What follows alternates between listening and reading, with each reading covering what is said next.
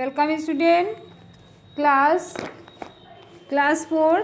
आज हम आपको पढ़ाएंगे चैप्टर 10 हाजिर जवाब मुल्ला नसरुद्दीन। चलिए आपका पहले पाठ का परिचय कराएंगे। हाजिर जवाबी एक कला है जो प्रत्येक इंसान में नहीं होती। किसी भी प्रश्न का तत्क्षण अकाट उत्तर दे देना ही हाजिर जवाबी है। ऐसे इंसान सहज ही सबके प्रिय हो जाते हैं।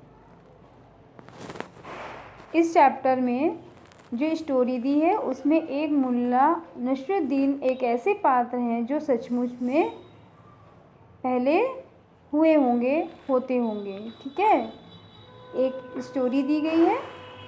चलिए उसको हम स्टार्ट करते हैं।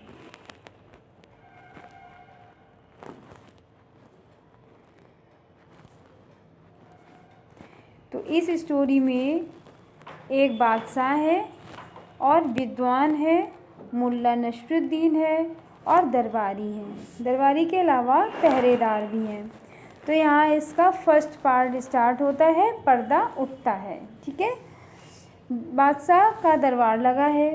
बादशाह अपने मंत्रियों, विद्वानों, काजियों के साथ बैठे हैं।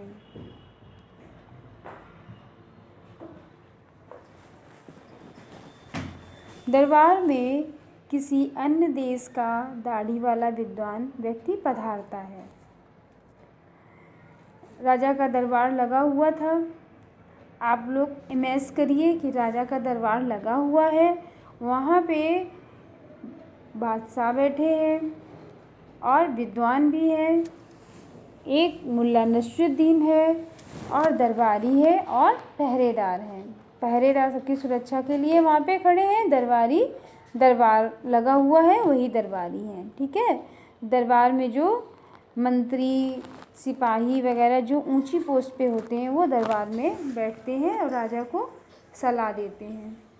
तो वहाँ पे दरबारी बैठे हुए हैं। ठीक है, अब पर्दा उठता है और इसका जो फर्स्ट पार्ट है वो स्टार्ट होता है। बादशाह का दरबार लगा है।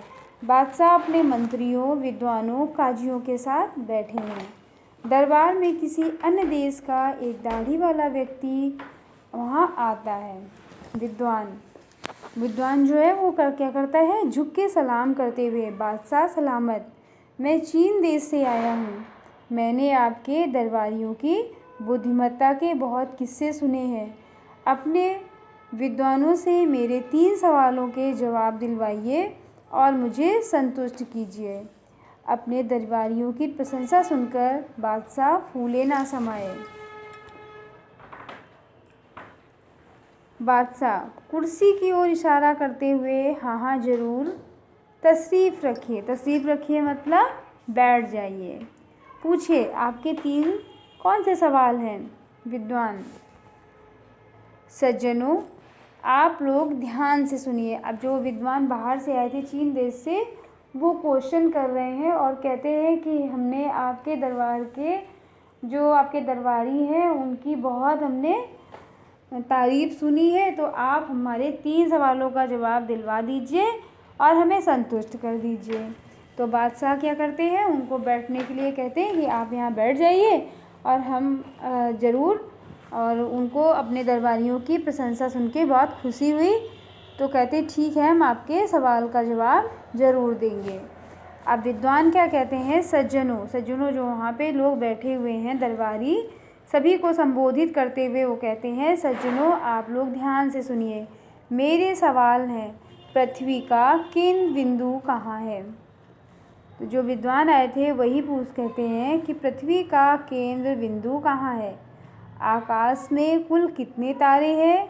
मेरी दाढ़ी में कितने बाल हैं। सवाल सुनकर सबकी अकल चकरा जाती है और सभी सन्नाटे में आ जाते हैं। वहाँ दरबार में सन्नाटा सा छा जाता है।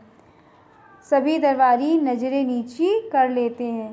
किसी को भी किसी सवाल का जवाब नहीं समझ में आता है।